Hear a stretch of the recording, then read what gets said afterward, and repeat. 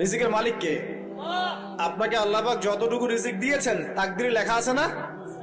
তাকদিরে লেখা আছে না? তো তাকদিরে লেখা আছে যেটা, সেটা কি আপনি না খেয়ে মরবেন নাকি? যদি আপনার তাকদিরে থাকে যে আপনি 50 বছর বাঁচবেন আর 50 বছরে আপনি 500 মন চাল খাবেন, কথার কথা, ওই চালের এক দানা বাকি থাকতে আপনি মরবেন? মরবেন না। তাহলে রিজিক কি আমার সাথে সম্পৃক্ত না আল্লাহর সাথে সম্পৃক্ত? এই বিশ্বাসটা করতে হবে। তো দাড়ি রাখলে কি মেয়েরা পছন্দ করবে না নাকি? বলেছে যে বিয়ে করবো না দাড়ি রাখলে, এমন কথা বলেছে? যদি কোনো মেয়ে এরকম কথা বলে, ওই মেয়েকে বিয়েই করার দরকার নেই আপনার। যদি কোনো মেয়ে আপনাকে বলে যে দাড়ি রাখলে ভালো লাগে না, শেভ করতে হবে। রিজিকের মালিক কে? আপনাকে আল্লাহ পাক যতটুকু রিজিক দিয়েছেন তাকদিরে লেখা আছে না? তাকদিরে লেখা আছে না? তো তাকদিরে লেখা আছে যেটা, সেটা কি আপনি না খেয়ে মরবেন নাকি?